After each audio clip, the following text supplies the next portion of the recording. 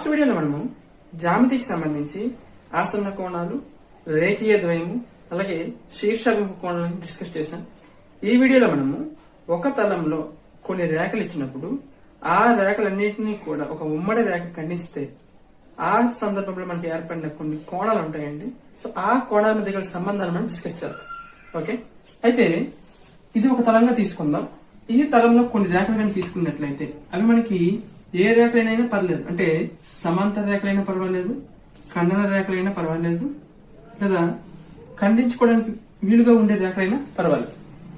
Okay, so ఇక్కడ మనకి ఇవి ఒక 2 రేఖలు తీసుకున్నాను, అలాగే ఇవి ఒక 2 రేఖలు తీసుకున్నాను, ఇంకొక 2 రేఖలు తీసుకుంటున్నాను. చూడండి, మనకి ఇక్కడ సమాంతర రేఖ అంటే అర్థం తెలుసు కదా.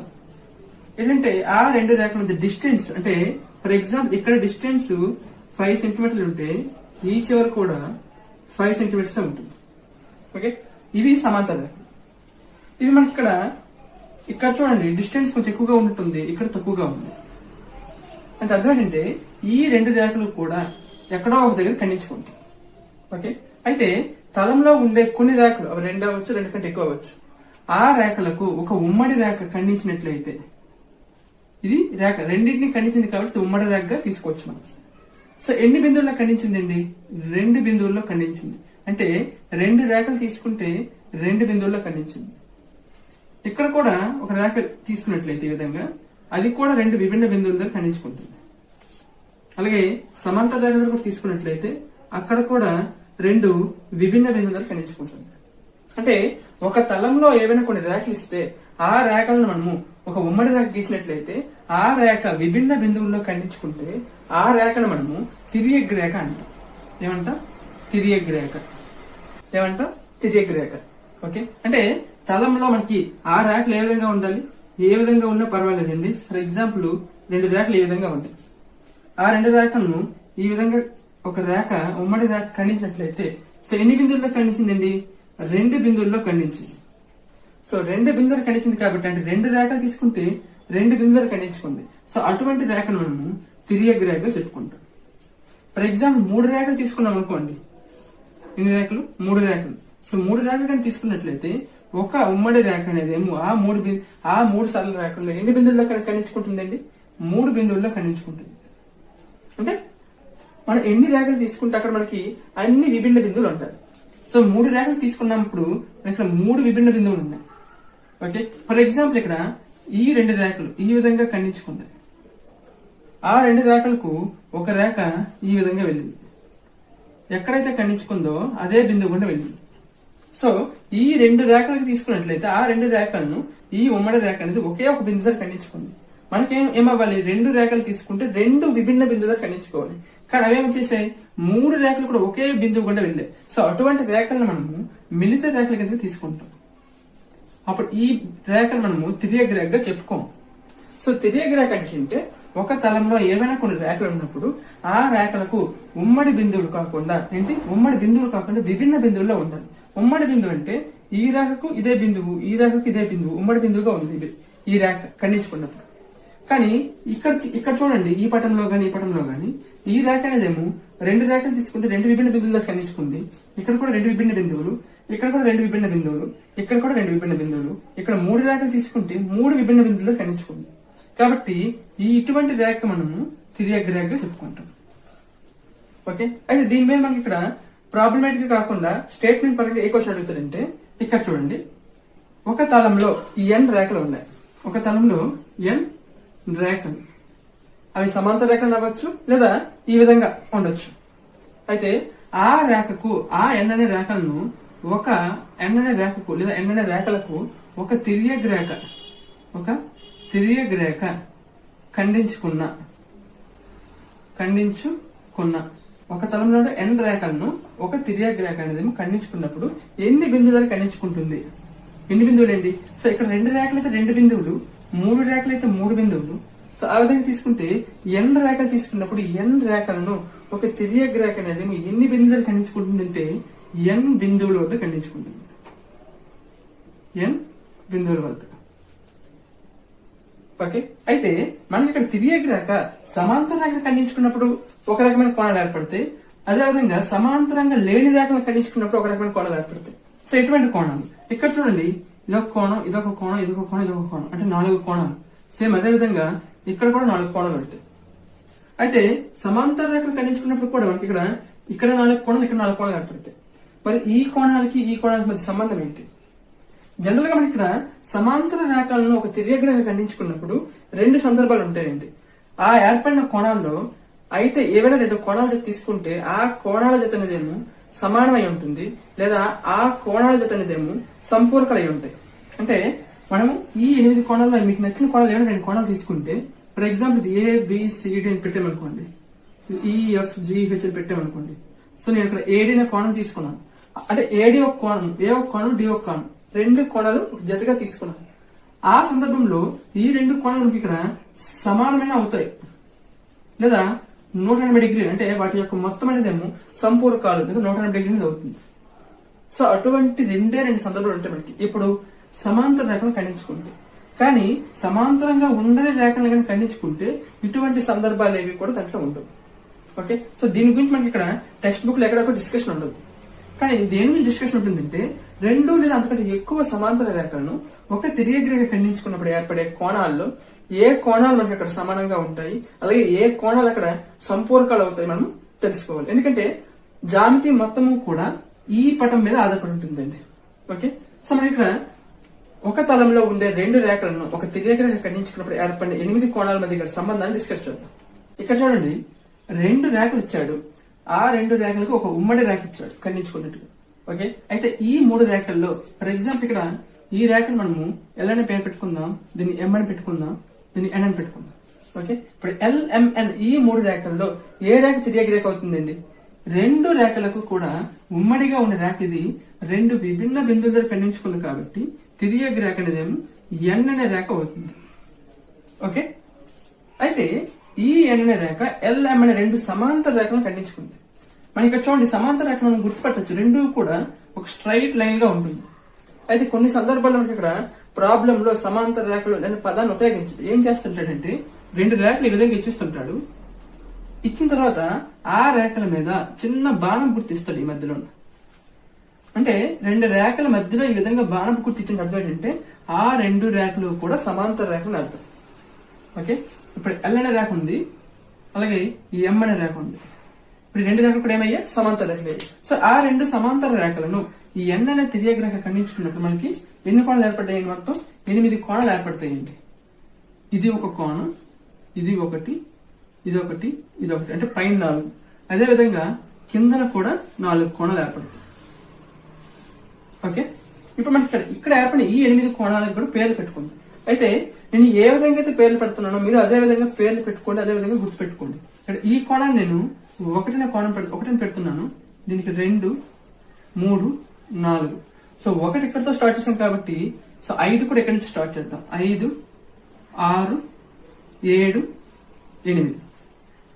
ఓకే, సో మొత్తం ఎన్ని కోణాలు? 8 కోణాలు. అయితే మనకి ఇక్కడ ఒక తలంలో ఉండే 2 సమాంతర రేఖలను ఒక తిర్యగ్రేఖ ఖండించుకున్నప్పుడు మొత్తం 6 రకాల కోణాలు ఏర్పడతాయి.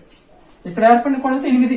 ఇక్కడ మొత్తంగా మనకి ఇక్కడ ఈ తిర్యగ్రేఖ ఈ 2 సమాంతర రేఖలు ఖండించుకున్నప్పుడు మనకి 6 రకాల కోణాలు ఏర్పడతాయి. దాంట్లో మొదటిది సదృశ్య కోణం. ఏంటి? సదృశ్య కోణాలు. రెండవది శీర్షాభిముఖ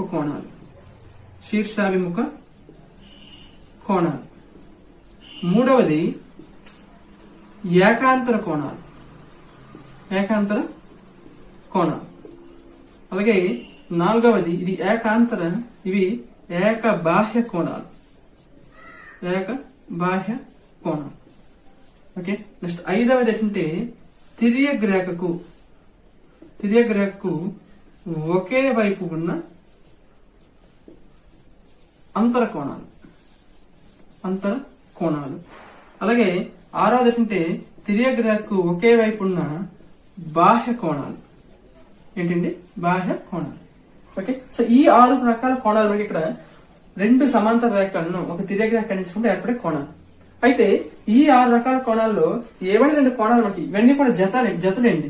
సదృశ్య కోణం అంటే మనం 2 కోణాలు తీసుకోవాలి. అలాగే శీర్షాభిముఖ కోణం కూడా 2 కోణాలు తీసుకోవాలి. అంటే ఈ ఏర్పడిన 8 కోణాల్లో ఏవైనా 2 కోణాలు తీసుకుంటే ఆ 2 కోణాలు మనకి ఇక్కడ సదృశ్య కోణాలు అవ్వాలి, లేదా శీర్షాభిముఖ కోణాలు, లేదా ఏకాంతర కోణాలు, ఏకబాహ్య కోణాలు, లేదా తిర్యగ్రాక ఒకే వైపు ఉండే కోణాలు, లేదా తిర్యగ్రాక ఒకే వైపు ఉండే అంతర కోణాలు, బాహ్య కోణాలు అవుతుంది. ఓకే, సో ఇప్పుడు ఈ 6 రకాల కోణాల్లో ఏ కోణాలు సమానం, అలాగే ఏ కోణాల జత దగ్గర మనకి 180 డిగ్రీలు లేదా సంపర్కులు అయితే చూద్దాం. ఓకే, అయితే మనకి ఇక్కడ ఈ కాన్సెప్ట్ మొత్తం అయిపోయిన చెప్పాల్సిన ట్రిక్ నేను ముందే చెప్పేస్తున్నాను. మీరు ఆ ట్రిక్ కానీ గుర్తుపెట్టుకున్నట్లయితే మీకు ఈ కాన్సెప్ట్ మొత్తం ఈజీగా వస్తుంది. ఓకే, సో ట్రిక్ ఏంటంటే ఇక్కడ గుర్తుపెట్టుకోండి, మనకి ఇక్కడ మొత్తం 8 కోణాలు ఏర్పడ్డాయి కదా. ఆ 8 కోణాల్లో అవి 2 రకాల కోణాలు. ఒకటి సరి కోణాలు, అంటే 2, 4, 6, 8 సరి కోణాలు, అలాగే 1, 3, 5, 7 బేసి కోణాలు. ఓకే, సో సరి కోణాలు, రెండవది బేసి కోణాలు. సో మనకి ఎప్పుడు కూడా ఈ కోణాలను తీసుకున్నప్పుడు ఎప్పుడు కూడా 2 కోణాలుగా తీసుకోవాలి, అంటే ఒక జతగా తీసుకోవాలి. ఆ 2 జత అంటే ఫర్ ఎగ్జాంపుల్ ఇక్కడ నేను 2 కోణాలు తీసుకున్నాను. ఆ 2 కోణాలు కూడా ఇది కూడా సరి కోణమే. అంటే ఫర్ ఎగ్జాంపుల్ ఇది 2, ఇది 4వ కోణం అయింది అనుకోండి, అంటే ఇది సరి కోణం, ఇది సరి కోణమే. అలాగే ఇది 1, ఇది 3 అయింది అనుకోండి, అంటే ఇది బేస్ కోణం, ఇది బేస్ కోణం. అంటే మనం తీసుకున్న కోణాల జతలో 2 సరి కోణాలైనా లేదా 2 బేసి కోణాలైనా ఆ కోణాలు ఎప్పుడు కూడా ఏమవుతాయి అంటే సమానం అవుతాయి. ఏమవుతాయి? సమానం. అలా కాకుండా ఒక సరి కోణము ఒక బేసి కోణం కనుక తీసుకున్నట్లయితే ఆ సందర్భంలో మనకి అది ఒక సరి కోణము ఒక బేసి కోణం. ఆ విధంగా కనుక ఒక కోణాల జత తీసుకున్నట్లయితే ఆ కోణాల జత ఎప్పుడు కూడా ఇక్కడ 180 డిగ్రీలు లేదా సంపూరకాలు అవుతాయి. ఏమవుతాయి? సంపూరకాలు. అయితే మనకి ఇక్కడ ఏ కోణాలు సమానం అలాగే ఏ కోణాలు సంపూరకాలు చూద్దాం. సో మొత్తంగా గుర్తుపెట్టుకోవాలి ఏంటంటే ఈ 1, 2, 3, 4, 5, 6, 7, 8 ఈ విధంగా ఆర్డర్లో గుర్తుపెట్టుకోవాలి. నెక్స్ట్ సరి కోణాలు సమానం, బేసి కోణాలు సమానం. ఒక సరి కోణం ఒక బేసి కోణం కానీ తీసుకున్నట్లయితే 180 డిగ్రీలు అవుతుంది. ఓకే, సో ఇది కానీ గుర్తుపెట్టుకున్నట్లయితే ఈ కాన్సెప్ట్ మొత్తం ఒకటి మీకు ఈజీగా వస్తుందండి. సో ఓకే, సో మొదటిది చూడండి ఇక్కడ సదృశ్య కోణాలు. సదృశ్య కోణాలు అంటే సదృశ్య సమాన దృష్టితో చూడాలి ఆ కోణాలను. ఫర్ ఎగ్జాంపుల్ ఇక్కడ మనకి ఎల్ అనే రేఖను తిర్యగ్గా ఖండించుకుంది, ఎం అనే రేఖను కూడా తిర్యగ్గా ఖండించుకుంది. సో ఖండించుకోవడం మనకి ఇక్కడ 2 రకాల భాగాలు ఏర్పడ్డాయి. ఒకటి కుడి భాగము, ఇది ఎడమ భాగం. అలాగే ఈ రేఖకు అంటే ఈ ఎల్ అనే రేఖకు పై భాగము కింద భాగం ఉంది. అలాగే ఎం అనే రేఖ కూడా పై భాగము కింద భాగం కూడా ఉంది. ఓకే, సో ఇప్పుడు మొత్తంగా మనకి ఏంటంటే ఈ ఎల్ అనే రేఖను తిర్యగ్గా ఖండించుకున్నప్పుడు కుడి వైపున పైన ఏర్పడిన కోణము ఏంటి? పైన కుడి వైపున. అలాగే ఎం అనే రేఖను తిర్యగ్గా ఖండించుకున్నప్పుడు కుడి వైపున పైన ఏర్పడిన కోణం ఏదండి? 6. సో పైన ఇక్కడ ఎంత? 2, ఇక్కడ 6. కుడి వైపు. అదే ఎడమ వైపు తీసుకున్నట్లయితే ఎడమ వైపు పైన అయితే 1, ఈ రేఖకు ఎడమ వైపు పైన ఎంత అండి? 5. ఓకే, నెక్స్ట్ కిందను చూడండి. కిందన కుడివైపు ఇటువైపు ఎంత అండి? 3. కిందన కుడివైపు 3, కిందన కుడివైపు 7. ఓకే, సేమ్ అదేవిధంగా కిందన ఎడమ వైపు 4, ఇక్కడ కిందన ఎడమ వైపు 8. ఓకే, అంటే ఒక తిర్యగ రేఖ 2 సమాంతర రేఖలు ఖండించుకున్నప్పుడు 2 రేఖల దృష్ట్యా ఈ రేఖ దృష్ట్యా పైన కుడివైపున ఏర్పడిన కోణము, అలాగే ఈ రేఖ దృష్ట్యా పైన కుడివైపున ఏర్పడిన కోణము, ఆ కోణాల జత మనం తీసుకున్నాం. సో 2, 6, 1, 5, 3 ఇది కిందకి తీసుకున్నాం. 3, 7, 4, 8. ఓకే, ఆ కోణాలు మనకి ఇక్కడ సదృశ్య కోణాలు. ఓకే, సో ఇప్పుడు సదృశ్య కోణాలు సమానం అవుతాయా లేదా సంపూరకాలు అవుతాయో మనం చూద్దాం. ఓకే, సో ఇక్కడ చూడండి 2, 6 అనే కోణం జత సదృశ్య కోణం జత, అలాగే 1, 5 అనే కోణం జత కూడా సదృశ్య కోణం జత. సేమ్ అదే విధంగా 3, 7 అనే కోణం జత కూడా సదృశ్య కోణం జత, అలాగే 4, 8 అనేది కూడా సదృశ్య కోణం జత. ఓకే, సో మనం ముందే చెప్పుకున్నాం 2 కోణాలు కూడా సరి కోణాలైనా బేసి కోణాలైనా ఏమవుతాయి? సమానం అవుతాయి. ఇక్కడ 2వ కోణం 6వ కోణం 2 కూడా ఏ కోణాలండి? సరి కోణాలు. కాబట్టి ఏమవుతాయి? ఇవి సమానం అవుతాయి. సో 1, 5 2 ఏ కోణాలండి? బేసి కోణాలు. కాబట్టి అవి కూడా సమానం అవుతాయి. నెక్స్ట్ 3, 7 అవే కోణాలండి? బేసి కోణాలు. కాబట్టి సమానం అవుతాయి. సో 4, 8 2 సరి కోణాలు కాబట్టి సమానం అవుతాయి. ఇవి ఏ కోణాల జతగా చెప్పుకున్నాం? మనం సదృశ్య కోణాల జతగా చెప్పుకున్నాం. అంటే సో ప్రతి సందర్భంలో ఏమొచ్చాయి? సమానం వచ్చాయి. కాబట్టి సదృశ్య కోణాలు సంపూరకాలు అవుతాయి, సమానం అవుతాయి? సమానం అవుతాయి. ఓకే, సో 2 సమాంతర రేఖలను ఒక తిర్యగ రేఖ ఖండించినప్పుడు ఏర్పడే సదృశ్య కోణాలు సమానం. ఇవి మనకి ఎక్కువగా స్టేట్మెంట్ లో ఇస్తుంటాడండి. ఏమని ఇస్తుంటాడంటే ఈ క్రింది వాటిలో సరైనది ఏది లేదా సరికానిది ఏది అనేసి ప్రశ్న చేంజ్ చేస్తుంటాడంటే కింద ఆప్షన్ లో సదృశ్య కోణాలు సంపూరకాలు, సదృశ్య కోణాలు సమానము, శీర్షాభిముఖ కోణాలు సంపూరకాలు, శీర్షాభిముఖ కోణాలు సమానం అంటే స్టేట్మెంట్లు మార్చిస్తుంటాడు. సో మన కరెక్ట్ అయిన స్టేట్మెంట్ మనము వెతికి పట్టుకోవాలి. ఓకే, సో మొదటి స్టేట్మెంట్ ఏంటంటే సదృశ్య కోణాలు ఏమయ్యాయండి? సమానమయ్యాయి. ఓకే, రెండవ కోణం ఏంటంటే శీర్షాభిముఖ కోణం. సో శీర్షాభిముఖ కోణాలు చదవడానికి తీసుకున్నట్లయితే, సో లాస్ట్ వీడియో మనం చెప్పుకున్నాం శీర్షాభిముఖ కోణాల గురించి. శీర్షాభిముఖ కోణాలు ఏమవుతాయండి? ఏవైనా రెండు రేఖలు ఒక తలంలో ఖండించుకున్నప్పుడు, ఖండించుకున్నప్పుడు ఇక్కడ ఎన్ అనే తిరిగి రేఖను ఎల్ అనే రేఖ ఖండించుకుంది, అలాగే ఎన్ అనే తిరిగి రేఖను ఎం అనే రేఖ ఖండించుకుంది. ఓకే, ఆ సందర్భం మనకి ఇక్కడ 4 కోణాలు, ఇక్కడ 4 కోణాలు ఏర్పడ్డాయి కదా. అప్పుడు ఎదురెదురుగా ఏర్పడిన కోణాలను మనం శీర్షాభిముఖ కోణాలుగా తీసుకోవాలి. ఇప్పుడు ఎదురెదురుగా ఏర్పడిన కోణాలు. సో ఇక్కడ ఎల్ అనే రేఖ అలాగే ఎన్ అనే రేఖ ఖండించుకున్నప్పుడు ఎదురెదురుగా ఏర్పడిన కోణాలు ఏంటండి? ఒకటికి ఎదురుగా ఏర్పడిన కోణం 3, అలాగే 2కి ఎదురుగా ఏర్పడిన కోణం 4. దీనికి సేమ్ అదేవిధంగా ఇక్కడ చూడండి, 5కి ఎదురుగా ఏర్పడిన కోణం 7, అలాగే 6కి ఎదురుగా ఏర్పడిన కోణం 8. ఓకే, సో ఇప్పుడు మనకి ఇవన్నీ కూడా 1, 3, 2, 4, 5, 7, 6, 8 ఈ కోణాల జతనేమో శీర్షాభిముఖ కోణాల జత అవుతుంది. అయితే శీర్షాభిముఖ కోణాలు అనేవేమో సమానంగా ఉంటాయా లేదా సంపూరకాలు అవుతాయి? మనం లాస్ట్ వీక్ చెప్పుకున్నాం శీర్షాభిముఖ కోణాలు ఎప్పుడు కూడా సమానంగా ఉంటాయి కాబట్టి సమానం అవుతాయి. కొంచెం చెక్ చేద్దాం. మనమేమనుకున్నామండి? సరి కోణాలు సమానం అని చెప్పుకున్నాం, అలాగే బేస్ కోణాలు సమానం అని చెప్పుకున్నాం. సో ఇక్కడ మనకు వచ్చిన కోణాలు చూడండి, 1, 3 రెండు కూడా బేస్ కోణాలు కాబట్టి ఏమవుతాయండి? సమానం. 5, 7 రెండు బేస్ కోణాలు సమానం, 2, 4 సరి కోణాలు సమానం, 6, 8 సరి కోణాలు సమానం. సో మొత్తంగా మనం ఏం చెప్పొచ్చు? ఇవన్నీ కూడా శీర్షాభిముఖ కోణాలు కాబట్టి శీర్షాభిముఖ కోణాలు అనేవి ఏ విధంగా ఉంటే సమానంగా ఉంటాయి. ఏ విధంగా ఉంటే సమానం. ఓకే, రెండు రేఖలను ఒక తిరిగి రేఖ ఖండించుకున్నప్పుడు ఏర్పడిన కోణాల్లో సదృశ్య కోణాలు సమానం, అలాగే శీర్షాభిముఖ కోణాలు సమానం. నెక్స్ట్ ఏ కోణాలు ఏంటి? ఏకాంతర కోణాలు. సో ఏకాంతర కోణాలను తెలియాలంటే ఇప్పుడు ఏకాంతర కోణాలు ముందు గుర్తు పెట్టాలి. సో గుర్తు పెట్టడానికి ఇక్కడ మనకి 3 నియమాలు ఉంటాయండి. సో ఆ 3 నియమాలను బట్టి మనము ఏకాంతర కోణాలను గుర్తుపెడతాం. ఓకే, సో మొదటి నియమం ఏంటంటే ఏకాంతర. ఏమన్నాడు? ఏకాంతర అంతర అన్నాడు, అంటే అది అంతరంగా ఉండాలి. ఓకే, రెండవది ఏంటంటే తిరియగ్ రేఖకు చెరోవైపు ఉండాలి. మూడవది ఏంటంటే విభిన్న బిందువుల వద్ద ఉండాలి. విభిన్న బిందువుల వద్ద ఉంటాయి. ఓకే, అయితే మనం ఇక్కడ మొత్తం 2 రేఖలను ఎన్నైనా తిరిగి రేఖ ఖండించుకున్నప్పుడు పైన కొన్ని కోణాలు ఏర్పడ్డాయి, కింద కొన్ని కోణాలు ఏర్పడ్డాయి. ఈ 2 రేఖలకి మధ్యలో కొన్ని కోణాలు ఏర్పడ్డాయి, బయట కొన్ని కోణాలు ఏర్పడ్డాయి. సో మధ్యలో ఏర్పడిన కోణాలను మనము అంతర కోణాలుగా తీసుకుంటాం. ఏ కోణాలు? అంతర కోణాలు. ఏంటండి అది?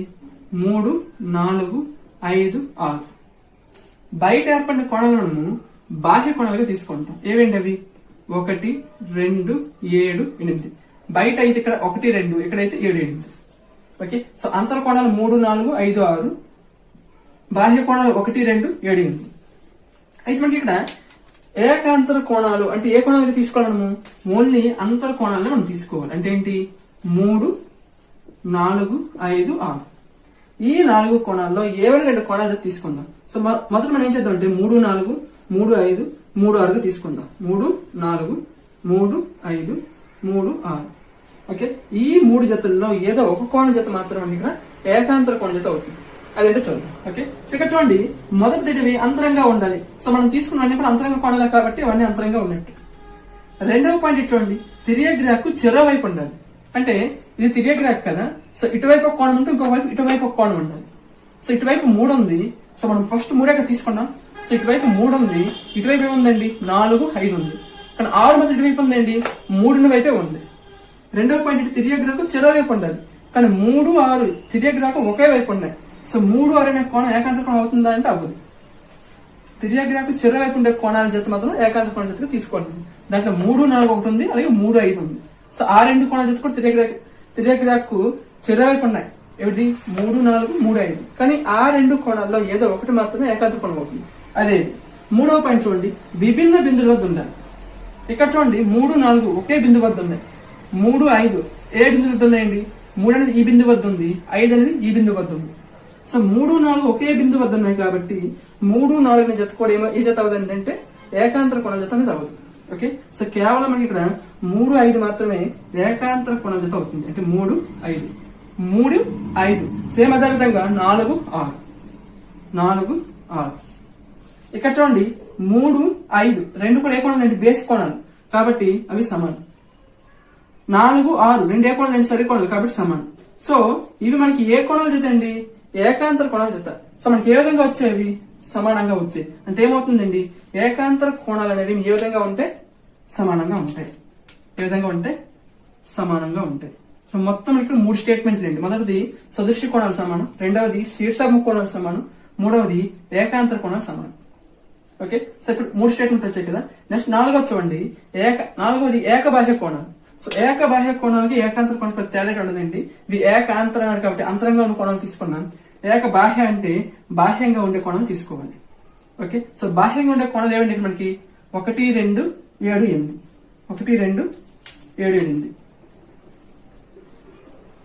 ఓకే, ఇప్పుడు ఈ 4 కోణాల్లో 3 కోణాలు తీసుకున్నాను. 1, 2, 1, 7, 1, 8. ఓకే, సో మొదటి కోణంగా మనం 1ని తీసుకొని, రెండవ కోణంగా 2, 7, 8 ఇవి తీసుకున్నాం. ఈ 3 కోణాల్లో కేవలం ఒక కోణం మాత్రమే, ఒక కోణ జత మాత్రమే అంటే ఏమవుతుందంటే ఏకబాహ్య కోణం అవుతుంది. ఓకే, సో అదేంటి చూద్దాం. అయితే ఈ ఏకబాహ్య కోణాలను మనం కనుగొనడానికి 3 నియమాలే ఉంటాయి. అవేంటంటే మొదటిది అంతరంగా మనం చెప్పాడు కదా, ఇక్కడ ఏకబాహ్య అన్నప్పుడు దాంట్లో మొదటి పాయింట్ ఏ విధంగా మారుతుందంటే బాహ్యంగా అవుతుంది. ఏమవుతుంది? బాహ్యంగా. అంటే మనం తీసుకున్న కోణాల జతలో ఆ కోణాలు అనేవి ఏ విధంగా ఉండాలంటే బాహ్యంగా ఉండాలి. ఓకే, సో బాహ్యంగా మనం తీసుకున్న అన్ని కోణాలు కూడా బాహ్యంగా ఉన్న కోణాలే కాబట్టి మొదటి నియమం వర్తించినట్టే. సో రెండవ నియమం చూడండి, తిర్యగ్రాకు చెరవైపు ఉండాలి. సో 1, 2 1, 2 తిర్యగ్రాకు చెరవైపు ఉండాలి. 1, 7 1, 7 1 ఇటువైపు ఎడమవైపు ఉంది, 7 కుడివైపు ఉంది. సో చెరవైపు ఉండాలి. సో ఇది కూడా అయ్యే అవకాశం ఉంది. నెక్స్ట్ 1, 8 1 తిర్యగ్రాకు ఎడమవైపు ఉంది, 8 కూడా తిర్యగ్రాకు ఎడమవైపే ఉంది. కాబట్టి ఈ కోణం జత అనేదేమో ఏకబాహ్య కోణ జత అనేది కాదు. ఓకే, సో మిగిలిన రెండిట్లో మనకి ఇక్కడ ఏకబాహ్య కోణ జత ఏది? సో 3వ పాయింట్ చూడండి, విభిన్న బిందువుల వద్ద ఉండాలి. 1, 2 అంటే 1, 2 అనేదేమో ఒకే బిందు వద్ద ఉన్నాయి. మరి 1, 7 1, 7 విభిన్న బిందువుల వద్ద ఉన్నాయి. అంటే 1 ఈ బిందువు వద్ద ఉంది, 7 ఈ బిందువు వద్ద ఉంది. కాబట్టి ఈ 1, 2 అనే కోణం జత కూడా ఏకబాహ్య కోణ జత అనేది కాదు. సో మిగిలింది ఏదంటే 1, 7. సో ఇది మాత్రం ఇక్కడ ఏకబాహ్య కోణ జత అవుతుంది. ఓకే, సో 1, 7 సో 1, 7 చూడండి ఇక్కడ 1, 7. నెక్స్ట్ అదే విధంగా 1, 7 ఏదైతే ఏ విధంగా ఏకబాహ్య కోణ జత అయిందో 2, 8 కూడా ఏకబాహ్య కోణ జత అవుతుంది. ఓకే, సో 1, 7 రెండు కూడా ఏ కోణాలండి? బేసిక్ కోణాలు. బేసిక్ కోణాలు ఏ విధంగా ఉంటాయండి? సమానంగా ఉంటాయి. అలాగే 2, 8 ఏ కోణాలండి? సరికోణాలు. సో సరికోణాలు ఏ విధంగా ఉంటాయండి? సమానంగా ఉంటాయి. ఓకే, సో ఇక్కడ చూడండి మనం తీసుకున్న 1, 7 అనే కోణం జత ఏ కోణం జత అండి? ఏకబాహ్య కోణం జత. 2, 8 కోణం జత ఏ కోణం జత అండి? ఏకబాహ్య కోణం జత. అవి ఏ విధంగా వచ్చాయండి? సమానంగా వచ్చాయి. కాబట్టి ఏకబాహ్య కోణాలు అనేవి ఏ విధంగా ఉంటాయి? సమానంగా ఉంటాయి. ఓకే, 4 స్టేట్మెంట్లు సదృశ్య కోణాలు సమానం, శీర్షాభిముఖ కోణాలు సమానం, ఏకాంతర కోణాలు సమానం, అలాగే ఏక బాహ్య కోణాలు కూడా సమానం. మరి 5వ కోణం జత ఏంది? తిర్యగ్రాకు ఒకే వైపు ఉండే అంతర కోణాలు, అలాగే తిర్యగ్రాకు చెరో వైపు ఉండే బాహ్య కోణాలు. సరే, ఒకే వైపు ఉండే బాహ్య కోణాలు. సో తిర్యగ్రాకు ఒకే వైపు ఉండే అంతర కోణాలు చూద్దాం. సో అంతర కోణాలు ఏమంటే మనకి 3, 4, 5, 6. తిర్యగ్రాకు ఇది తిర్యగ్రాకు కదా, ఒకే వైపు ఉండే అంతర కోణాలు ఇక్కడ 3, 6 ఉంది. అంటే 3, 6 అనే కోణం జత ఒకటి. నెక్స్ట్ తిర్యగ్రాకు ఒకే వైపు ఉండే అంతర కోణాలు ఇక్కడ 4, 5 జత ఒకటి. సో 4, 5 మనకు ముందే చెప్పుకున్నాం. ఒక సరి కోణం ఒక బేసిక్ కోణం కానీ వచ్చినట్లయితే ఆ జత సంపూరకాలు అవుతాయి మొత్తం కూడా. సో ఇక్కడ 3వ కోణము 6వ కోణము ఇది బేసిక్ కోణం, ఇది సరి కోణం కాబట్టి మొత్తంగా తీసుకోవాలి. సో ఎంత అవుతుందండి? 180 డిగ్రీలు అవుతుంది. 4, 5 సరి కోణం బేసిక్ కోణం కాబట్టి మొత్తంగా తీసుకోవాలి. ఎంత అవుతుందండి? 180 డిగ్రీలు అవుతుంది. అంటే దీన్ని బట్టి మనం ఏం చెప్పొచ్చు? తిర్యగ్రాకు ఒకే వైపు ఉండే అంతర కోణాలు ఏమవుతాయండి? 180 డిగ్రీలు అవుతాయి, లేదా సంపూరకాలు అవుతాయి. సంపూరకాలు అవుతాయి. సేమ్ అదే విధంగా తిర్యగ్రాకు ఒకే వైపు ఉండే బాహ్య కోణాలు చూద్దాం. సో బాహ్య కోణాలు ఏంటంటే మనకి 1, 2, 7, 8. ఓకే, ఇప్పుడు ఈ 4 తిర్యగ్రాకు ఒకే వైపు ఉండే బాహ్య కోణాలు చూడండి. సో ఈ మొత్తంలో 2 ఇటు ఉంది, 7 కూడా అటువైపే ఉంది, అంటే 2 7. సో ఈ మొత్తంలో బాహ్య కోణాల్లో 1 పైన ఎడం వైపు ఉంది, అలాగే 8 కూడా ఎడం వైపే ఉంది, అంటే 1 8. సో ఒక సరి కోణం, ఒక బేసి కోణం, బేసి కోణం సరి కోణం కాబట్టి మొత్తంగా తీసుకోవాలి. మొత్తం ఎంత అవుతుందండి? 180 డిగ్రీలు అవుతుంది. ఓకే, ఇప్పుడు మనం చూడండి ఈ కోణాల జత, ఏ కోణాల జత అండి? తిర్యక్ రేఖ ఒకే వైపు ఉంటే బాహ్య కోణాల జత ఏమొచ్చాయండి? సంపూరకాలు వచ్చాయి. కాబట్టి తిర్యక్ రేఖ ఒకే వైపు ఉండే అంతర కోణాల జత అయినా, లేదా తిర్యక్ రేఖ ఒకే వైపు ఉండే బాహ్య కోణాల జత అయినా, ఈ రెండు కూడా ఏ విధంగా ఉంటాయంటే సంపూరకాలుగా ఉంటాయి. ఏ విధంగా? సంపూరకాలుగా, అంటే 180 డిగ్రీలుగా అవుతుంది. ఇక్కడ సంపూరకం అనే పదం ఎందుకు ఉపయోగించాడండి? సంపూరకం అంటే ఏంటి? ఏవైనా ఒక 2 కోణాల మొత్తము కూడా 180 డిగ్రీలు అయితే ఆ కోణాలు మనం సంపూరక కోణాలుగా చెప్పుకుంటాం. ఇక్కడ మనము ఏర్పడిన కోణాలను మనము 2 కోణాలుగా తీసుకున్నాం, అంటే ఒక జతగా తీసుకున్నాం. కాబట్టి ఆ జత అనేదేమో, అంటే 2 కోణాలుగా తీసుకున్నాం కాబట్టి ఆ జత మొత్తము 180 అయింది, కాబట్టి సంపూరకం అనే పదాన్ని ఉపయోగించాడు. ఓకే, సో ఇవి మనకి ఇక్కడ తిర్యక్ రేఖ రెండు దానికంటే ఎక్కువ సమాంతర రేఖలను ఖండించుకున్నప్పుడు ఏర్పడిన కోణాల్లో ఈ కోణాలు అంటే సదృశ్య కోణాలు సమానం, శీర్షాభిముఖ కోణాలు సమానం, ఏకాంతర కోణాలు సమానం, ఏక బాహ్య కోణాలు సమానం, అలాగే తిర్యక్ రేఖ ఒకే వైపు ఉండే అంతర కోణాలు, అలాగే తిర్యక్ రేఖ ఒకే వైపు ఉండే బాహ్య కోణాలు సంపూరకాలు. ఈ 6 రకాల కోణాలు. ఓకే, అయితే ఈ 6 రకాల కోణాలు ఉంటాయా వీటిలో? ఇంకేం ఉండవా అంటే ఉంటాయి, అవి కూడా చూద్దాం. సో మనకేంటంటే స్టేట్మెంట్ల పరంగా మాత్రం ఈ 6 రకాల కోణాల గురించి అడుగుతాడు. ఏమంటాడంటే క్రింద వాటిలో సరైనది ఏది, సరికానిది ఇచ్చి సదృశ్య కోణాలు సమానం లేదా సదృశ్య కోణాలు సంపూరకాలు ఇటువంటి పదాలు ఉపయోగిస్తుంటారు. అయితే మనకున్న లాస్ట్ వీడియో చెప్పుకున్నాం రేఖీయ ద్వయం గురించి లేదా ఆసన్న కోణాల గురించి. ఇక్కడ చూడండి, ఎల్లనే రేఖపై 1 2 పక్క పక్కనే ఉన్నాయి. రేఖ ఎల్లనే రేఖపై ఇది ఈ బిందువు వద్ద ఏర్పడిన 1 2 కోణాలు, 1 + 2. అలాగే ఎన్ననే రేఖపై 2 3 పక్క పక్కనే ఉన్నాయి. అలాగే 3 4 కూడా పక్క పక్కనే ఉన్నాయి. అలాగే 1 4 కూడా పక్క పక్కనే ఉన్నాయి. 1 4 అవన్నీ కూడా ఒక రేఖ మీద, ఇప్పుడు ఎల్లనే రేఖ మీద పైన 2 కింద 2 ఉన్నాయి. ఈ ఎన్ననే రేఖ మీద కుడివైపు 2 ఎడమవైపు 2 ఉన్నాయి. అవి మొత్తం 4 రాశి. ఓకే, సేమ్ అదే విధంగా ఇక్కడ కూడా ఎమ్మనే రేఖపై పైన 2 కింద 2 అంటే 5 6 అలాగే 7 8. అలాగే ఎమ్మనే రేఖను ఖండించుకున్నప్పుడు కుడివైపు 2 ఎడమవైపు 2 అంటే 6 7 అలాగే 5 8. మీరు బాగా గమనించండి, ఈ అన్ని కోణాలు కూడా ఒకటి సరికోణం అయితే ఇంకోటి బేసి కోణం అవుతుంది. 1 2 బేసి కోణం సరికోణం, సరికోణం బేసి కోణం, బేసి కోణం సరికోణం, బేసి సరి, బేసి సరి, బేసి సరి, సరి బేసి, బేసి సరి. ఓకే, సో ప్రతి సందర్భంలో కూడా ఇక్కడ ఒక కోణం సరికోణం అయితే ఇంకొక కోణం బేసి కోణం. కాబట్టి వీటి మొత్తాన్ని ఏ విధంగా తీసుకోవచ్చండి? 180 డిగ్రీలుగా తీసుకోవచ్చు. లేదా జనరల్ గా లాజిక్ గా ఆలోచించండి, ఒక సరళ రేఖపై ఏర్పడిన పక్క పక్కన ఏర్పడిన కోణాలు మొత్తం కూడా ఏ విధంగా ఉంటుందండి? అవి రేఖీయ ద్వయాన్ని ఏర్పరుస్తాయి కాబట్టి వాటి మొత్తం కూడా 180 డిగ్రీలు అవుతుంది. ఓకే, సో ఈ కాన్సెప్ట్ ఇవి మాత్రం మన మైండ్ లో పెట్టుకుంటే మనము దీని మీద వచ్చిన ఎటువంటి ప్రాబ్లమ్స్ ఈజీగా చేయొచ్చు. ఓకే, సో దీని మీద ఒక చిన్న ప్రాబ్లం చేద్దాం. ఇక్కడ పటంలో చూడండి, మన ఇక్కడ ఎల్ ఎం అనే 2 రేఖలు కూడా సమాంతరంగా ఉన్నాయంట.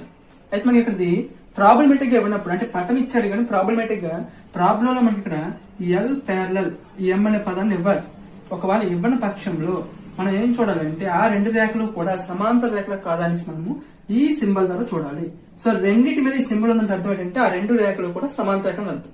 ఓకే, సో ఈ ఎల్ఎం అనే సమాంతర రేఖలను ఈ ఎన్ అనే రేఖ ఖండించుకుంది కాబట్టి ఎన్ అనేది ఏమవుతుందంటే తిర్యక్ రేఖ అవుతుంది. ఓకే, అయితే ఈ తిర్యక్ రేఖ ఖండించుకున్నప్పుడు ఏర్పడిన కోణాలు ఎన్నింటి? 8 కోణాల్లో ABCDEF అనే 7 కోణాలు ఇచ్చాడు. ఒక కోణం విలువ 50గా ఇచ్చాడు.